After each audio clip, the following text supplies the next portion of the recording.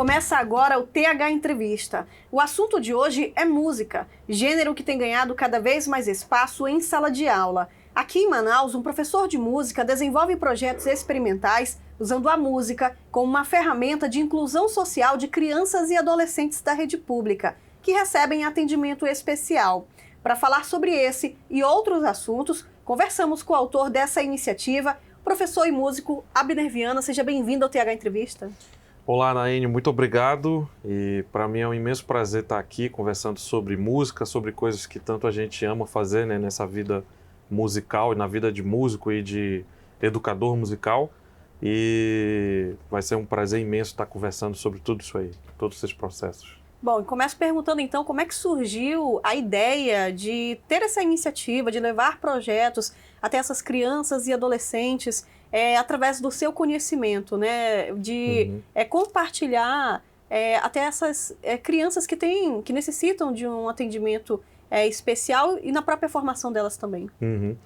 Bom, começa quando eu termino a universidade, a graduação, recém-formado em música, e fui trabalhar no Liceu de Artes e Ofícios Cláudio Santoro, né? Quando eu começo a dar aula de saxofone, clarinete, que é a minha área de formação, começa a chegar de diversas partes da cidade um público um tanto assim específico, digamos, né? Então vinha, além dos alunos que querem ser músicos, estudar música para seguir a carreira musical, vinham também, porque também era uma função do liceu, agregar um público que era constituído de alunos autistas, habilidades especiais, síndrome de Down, um público de necessidades especiais de surdo-cegueira, né? Que era então constituído na época essa denominação. Então houve a necessidade de receber e de também passar de alguma forma o conhecimento musical desses instrumentos para esse público, e até então eu não tinha um conhecimento, então houve essa necessidade da minha parte de estar buscando conhecimento e para depois estar gerando uma maneira de lidar com esse público e de ensinar a música de uma outra forma. A música já era algo que você dominava antes de ir para a sala de aula?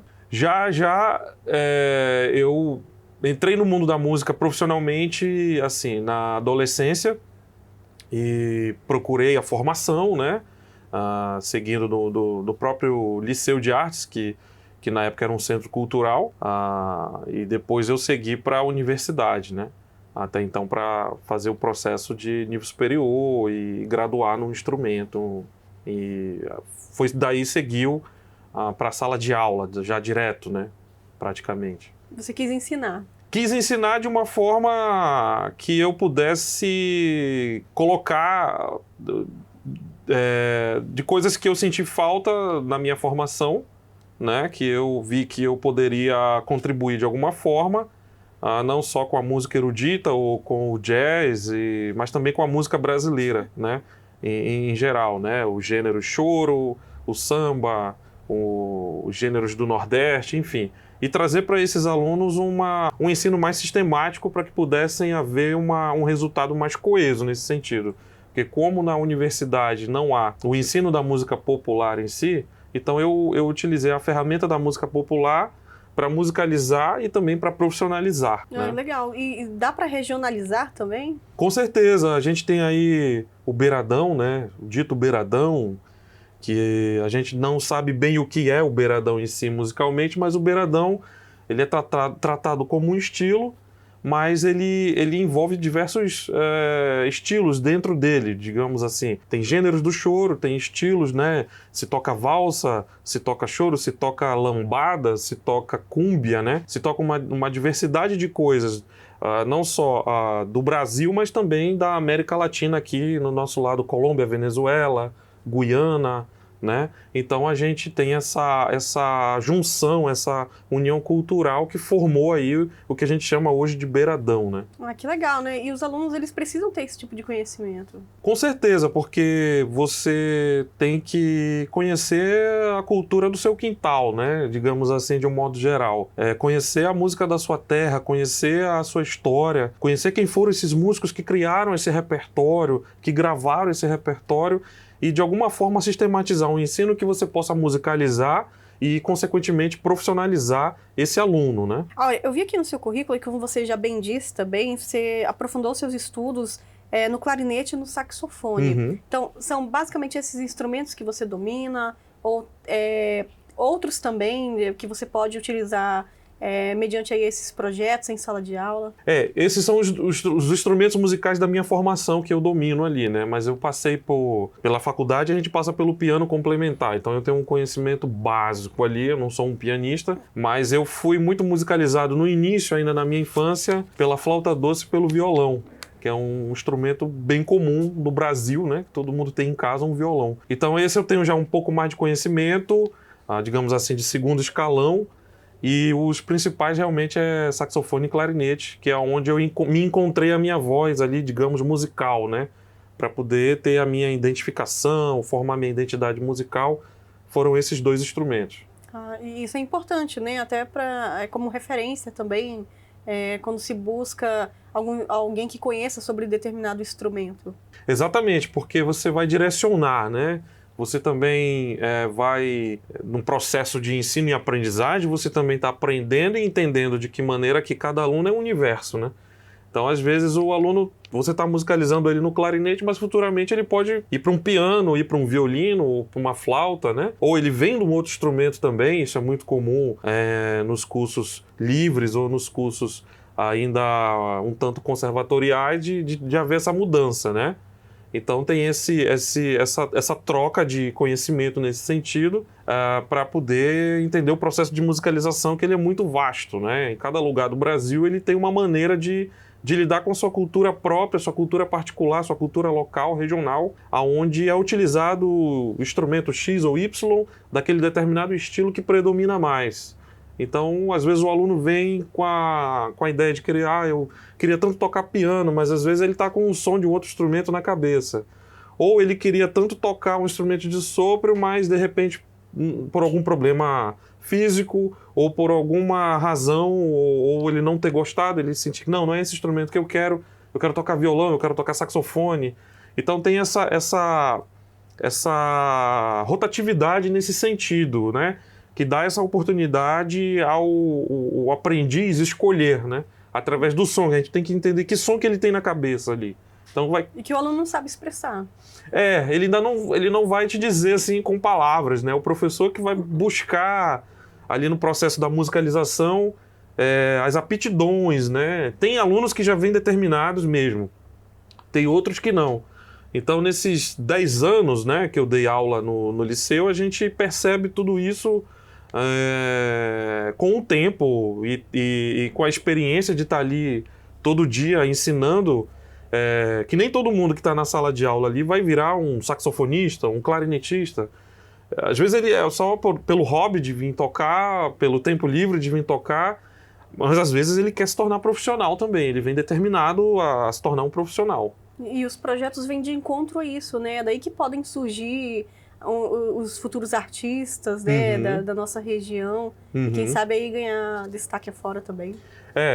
Tudo começa com essa coisa do professor saber mostrar, né, isso, apresentar, digamos assim, para o aluno, para que ele possa interagir mais, que ele possa se expressar melhor, né?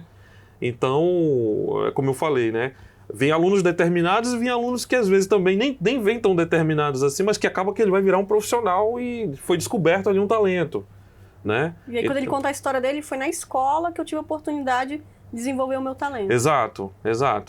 Acho que a escola é uma extensão da família, né, nesse sentido, e uma extensão também do gosto, onde ele também vai formar esse gosto musical que vai interferir futuramente, positivamente, na carreira, no gosto mesmo que ele não vire um músico, ele vire um médico, ele vire um advogado, um engenheiro, mas ele vai entender o que é um estilo, vai entender os gostos, vai entender o que é bom, o que é ruim, né? Nesse sentido mais, não pejorativo, mas no sentido mais de saber escolher a questão do nível, a questão do intelecto ali musicalmente, digamos assim, né? Ele vai saber pensar sobre aquela música que ele está ouvindo, né?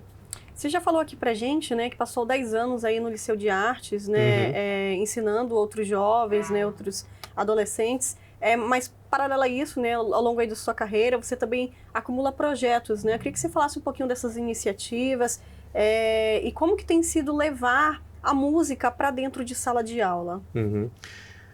Tem bastante coisa assim, que pós esse período que eu saí do liceu dando aula, passei ali um período de 10 anos, né, dando aula, e através dessas necessidades que eu vi em campo ali, aí eu fui buscar uma formação mais adequada, digamos assim, mais científica, né, para poder criar projetos nos quais eu posso me encaixar como músico instrumental, como instrumentista, né? E encaixar também outros músicos que trabalham comigo e que já provinham de outros trabalhos, né? Então eu sou um músico que eu venho da música instrumental e trabalhando há muito tempo com vários outros músicos, não só aqui, mas no Brasil e também fora do Brasil, e percebi que a abrangência da música vocal ela é muito maior do que a abrangência da música instrumental. Então é muito mais fácil você musicalizar uma pessoa com o canto, né? Com a voz e um violão, a voz e um piano, a voz e um outro instrumento que seja harmônico, do que um instrumento propriamente dito que você não vai estar expressando fala ou vai estar expressando palavras, mas você está expressando sons, né? Tocar saxofone, ou tocar violino, ou tocar qualquer outro instrumento, mas aonde você está fazendo música instrumental. Então, pela história da música mesmo, a música vocal sempre vai estar muito mais em evidência do que a instrumental. E foi aí que nasceu essa necessidade de tentar se reinventar nesse sentido, de ver que o cenário local ainda precisa muito desse desenvolvimento instrumental, não só de músicos, mas também de público, né? Então, eu fui pensando, quando eu pensei em cursar uma pós-graduação na área de neuropsicopedagogia e psicanálise clínica, foi aí que eu repensei isso no final da minha pós-graduação. E aí eu falei, eu tenho que bolar uma maneira de atingir um público que possa também vir me prestigiar, mas que também eu possa alcançar esse público com um determinado gosto musical e um nível musical mais elevado, né? Mostrar para esse público que é possível tocar música instrumental e que ele possa entender sem palavras, né? Então, por exemplo, você vai tocar uma bossa nova, por exemplo, do Tom Jobim, né?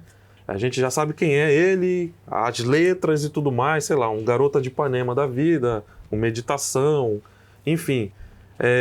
Porque tem a letra que te informa, que ele te dá ali ele leva aquela informação e aquela informação é recebida, recepcionada mais rápida por causa da letra, né? Com o som, você só toca, né? E ela demora mais a chegar, né? Nesse sentido, que a palavra ela tem mais força do que o som nesse sentido. Mas foi aí que eu fui ter que reformular a coisa e alcançar um público que gosta também de ouvir isso, um público que gosta também de ouvir um beiradão, um público que gosta de ouvir choro, ou que gosta de ouvir um outro estilo, né? Que ele possa entender o que eu estou fazendo. Ele está tocando essa música, eu sei de quem é do Hermeto Pascoal, é do Moacir Santos, é do Teixeira de Manaus, né? Então, que legal, olha só, ele está tocando, e você começa a formar um público. Mas, antes de formar esse público, eu pensei em ir na base, né? Então, quem é a base da nossa sociedade são as crianças, né? São o público adolescente, o público jovem. E aí foi quando eu comecei a bolar projetos, né? Pensar em projetos e estratégias que a gente pode musicalizar, a gente pode entreter e a gente pode também estar levando informação intelectual para esse público entender, né, por que ele toca uma música instrumental e é tão emocionante quanto a vocal, né? Então esse foi o desafio ao longo de alguns projetos que eu fui desenvolvendo com os músicos também, em parceria, né, com vários outros músicos, e aí começou esse trabalho de entender a inclusão social através da música instrumental. Inclusive você tem um projeto recente também, que é voltado a crianças e adolescentes, né, da rede pública. Foi um projeto que foi contemplado pela prefeitura, né, da Manaus CUT. Já há tempo também que eu tenho colocado outros projetos com música na escola, experimentando, né? Ainda de forma experimental, para saber qual é o tipo de receptividade que a gente vai ter através do público infanto-juvenil ali, né? Os jovens, adolescentes e tal. E esse projeto que se chama Música nas Escolas, né? Uma arte com uma inclusão social, já foi específico para um público que também tem habilidades especiais, né? Autistas, enfim. E foi uma outra experiência já abordando do ponto de vista científico ali, que eu escolhi um repertório específico para musicalizar e trazer dessa vez os alunos, né? Alunos, adolescentes e crianças para tocar com o meu grupo. Então foi uma experiência experimental a princípio, está sendo ainda, né? Esse projeto ainda é um embrião que talvez vá reverberar bem mais na frente com outras formações. Então, eu fui atrás desse público para entender como é que a música passa ali na cabeça deles, como é que eles ouvem música, né? De que maneira, como eles se expressam. Então, vamos trazer esse pessoal para tocar com a gente. Então, mas aí ficou a pergunta, não, mas eles não sabem tocar, como eles vão tocar? Falei, bom, eles têm uma música na cabeça, que a gente tem que fazer com que eles exprimam isso, que eles possam se expressar, e o resultado foi maravilhoso, né? Que nós tocamos diversos estilos, né? Rock, jazz, bossa nova, samba, uma determinada gama de estilos, e eles iam correspondendo. Então eu fui escolhendo tonalidades que eles estavam ali num primeiro contato mais se expressando melhor, e a gente foi adaptando os arranjos para tocar junto. A receptividade tem sido positiva? Bastante, principalmente por parte dos pais, que... Os pais se empolgam junto com os eu acho que porque são os maiores incentivadores nesse sentido, né? E como ainda não há um ensino de música voltado especificamente da rede pública para esse público, eu acho que esse projeto está sendo ainda uma centelha no meio de um oceano de tanta coisa que pode ainda ser explorado. Então, os pais são os primeiros assim que se empolgaram e tal. Olha, eu não sabia que meu filho se expressava dessa forma. Eu não sabia que meu filho tocava, por exemplo, né? Teve alguns depoimentos assim que vai sair no projeto. E aí eles ficaram assim abismados. Teve pais que choraram, se emocionaram. E como é que o meu filho tocou assim? Como é que ele fez em uma aula o meu filho tocar ali, né? Então, porque houve essa interação de colocar eles em primeiro plano, a escolha de repertório, a escolha de estilos do que eles gostam também de ouvir, porque todo mundo tem uma cultura musical. Agora, de que maneira ele vai se expressar, aí é um desafio, né? Uhum. Então, fui nessas indas e vindas, especificamente na Escola Estadual de Atendimento Específico, que é o Maiara Hedman, e eu fui bem recebido lá pela equipe que trabalha... Fica em qual região da cidade? Centro-Sul, né? E tem poucas escolas assim de atendimento específico que abrange, que acolhe esse público. Eu acho que ainda precisa ter mais. Eu acho que o que tem aí está sendo muito bom, mas eu acho que precisa ter mais porque a gente vai incluir. Quanto mais haver inclusão, mais vai ficar fácil da gente haver um entendimento musical e uma formação musical, né?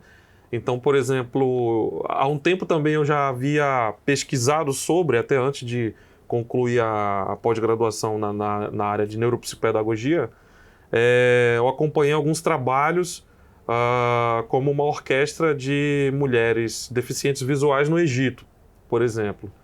E foi um desafio ver esse documentário, porque o maestro passava, por exemplo, uma sinfonia de Mozart para elas, tudo de ouvido. E ele conforme ele pegando a batuta, ia marcando ali na estante musical, ia marcando o tempo e batendo ali para elas ouvirem, entenderem qual é o andamento. E aí eles desenvolveram as partituras em braille, por exemplo, né? Que é um desafio imenso. Falta de profissional nessa área também ainda é muito grande, né? Então eles desenvolveram isso e elas tocam, elas memorizam o repertório e se apresentam, né, em diversos lugares ali do Egito, já foram para a Europa, se apresentaram.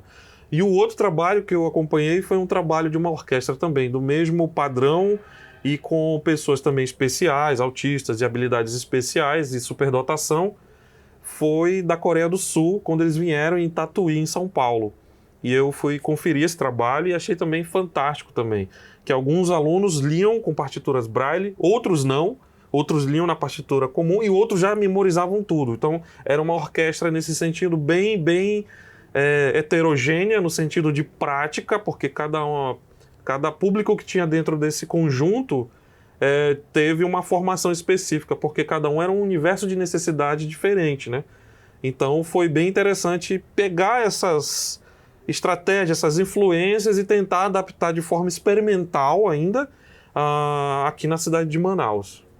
Certo. E diante dos trabalhos que você já fez, né, dos projetos, né, da sua experiência como profissional, quais os desafios que você observou que ainda impedem o poder público de usar a música como parte do processo de ensino e aprendizagem do estudante?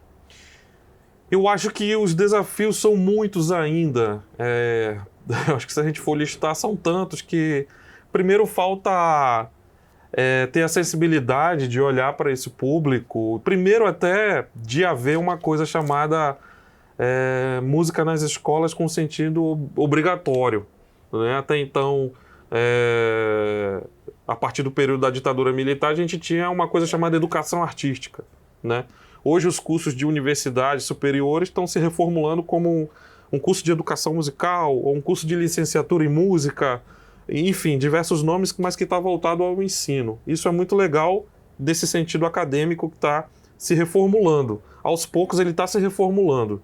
Mas no sentido político, social, ainda falta o governo pensar que precisamos de, pelo menos em cada escola, ter 1 a 2 professores de música em que possa trabalhar com os alunos que estão na escola pública comum, como também nas escolas públicas especiais, que aí tem que haver uma formação até mais adequada, né? Tem que entender desse público, trabalhar com autista, trabalhar com Down, trabalhar com diversas necessidades do dia a dia ali e haver uma formação continuada que não há. Então eu acho que ainda falta, tanto por parte da máquina do município, como na máquina estatal e da máquina federal, implantar projetos e adaptar projetos de acordo com a regionalidade e a necessidade de cada estado, de cada região, de cada cidade, para a gente poder ter um ensino mais coeso nesse sentido.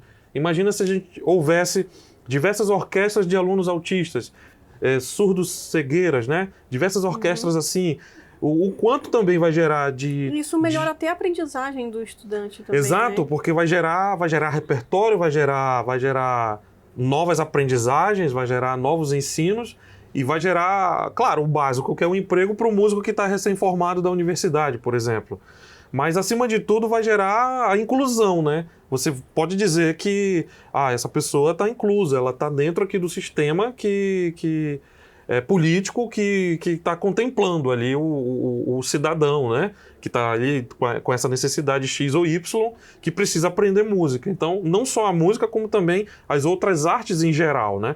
Então, acho que ainda falta esse entendimento e essa compreensão da prática de entender que isso tem que haver. Não pode apenas ser um lobby político para, tem professor de música lá, tá, mas quais são as condições desse professor de música? É dada essa condição a ele? Ele tem um local específico para trabalhar? Ainda falta muito isso. Em algumas escolas já há bastante, mas ainda é muito pouco no universo que é um país tão continental quanto o nosso, né? Uhum. Agora eu queria que você falasse também um pouquinho da sua experiência, né? Se você até comentou, mas teve a oportunidade de tocar com outros nomes também da música, alguma experiência marcante também, devido ao seu trabalho já de pesquisa que vem desenvolvendo, né? E que possibilita também ampliar, né, esse contato, esse relacionamento com outros profissionais. Eu tive bastante experiências bem positivas com grandes artistas de nome, assim, né? Dentro e fora do país. Foi bem interessante.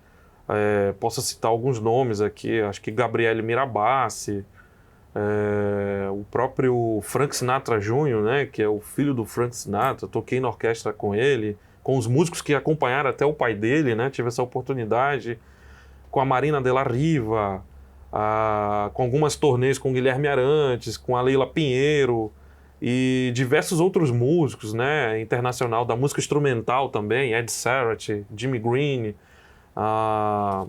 tantos outros músicos também, né? Então, assim, essas experiências para mim foram essenciais para consolidar ali não só o meu ensino técnico e a minha carreira de músico, mas também de entender que cada artista também é um universo e cada um tem a sua própria linguagem, né? E você tem que entrar e se adequar na linguagem de cada um. Então, para mim, como músico, essa presença de palco foi muito importante. Um contato e tanto, né? Uma experiência importantíssima. E você pretende desenvolver outros projetos nesse sentido, levando a música até as escolas? Pretendo utilizar a música de produção local, né? Com mais intensidade. Com o beiradão, com o choro. A gente tem tantos talentos aqui em Manaus que aparentemente estão um tanto esquecidos nesse sentido. E compositores, né? Que a gente pode estar utilizando como uma forma de musicalizar, como uma forma também de se apresentar também, não só do trabalho pedagógico musical, mas também o trabalho de formação de público e de plateia, né? E eu tive essa experiência porque eu criei um circuito de música instrumental manauara há um pouco mais de 10 anos e levei até esse circuito, fiquei trabalhando com esse circuito até fora do país, na Argentina, passei um tempo trabalhando com esse circuito e vi que o resultado também é muito positivo. Mas a gente precisa ainda fomentar essa coisa de dar valor aos grandes valores da terra, nesse sentido, porque são poucos tocados, né? Então a gente tem que...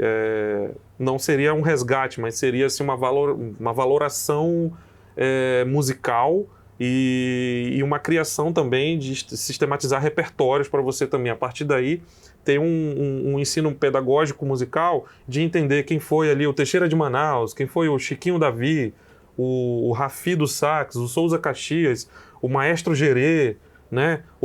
Tem uma gama de compositores, músicos compositores, músicos cantautores aqui, né? A gente tem aí o Nicolas Junho, que é um cara que bate uma bandeira, leva uma bandeira da música local, regional. Então, isso é muito legal, porque a gente pode estar musicalizando dentro da geografia amazônica e levando essa informação que até então é pouco difundida.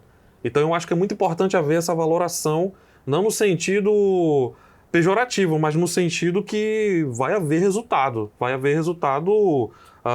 intelecto musical, vai haver receptividade do público, né? Vai haver identificação com essa cultura, porque não faz sentido a gente chegar, por exemplo, no interior do Amazonas e ficar tocando música pop, ou tocar jazz, ou tocar uma coisa que não fala com a realidade daquele ribeirinho, não fala com a realidade daquele morador daquela determinada cidade.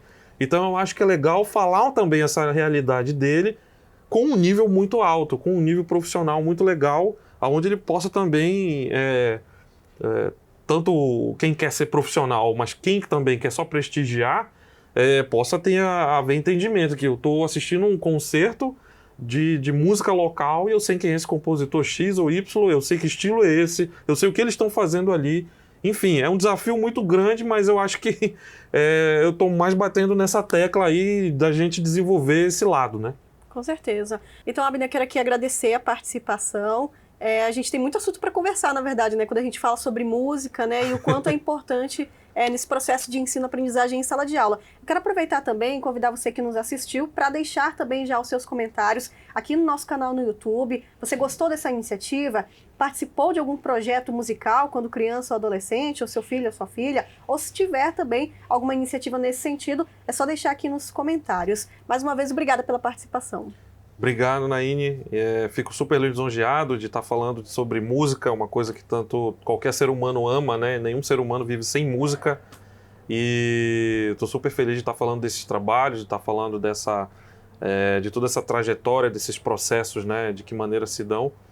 E acho que eu fecharia com a frase aí do grande ídolo meu, que seria o Hermeto Pascoal, que é o nosso único gênio brasileiro da música universal vivo ainda, né?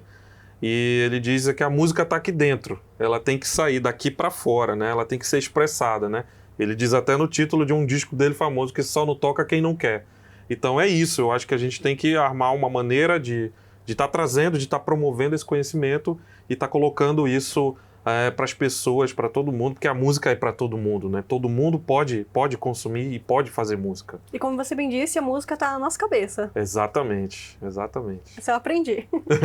Muito obrigada. Então, já fica o convite, né, para participar nas outras edições aqui do TH Entrevista, contando mais sobre outros projetos como esse. Por favor. Obrigado. E você que nos assistiu, se inscreva aqui no nosso canal no YouTube para acompanhar as próximas entrevistas. Ative as notificações clicando no sininho e, claro, nos siga também nas redes sociais, @InfoTodaHora. Até a próxima!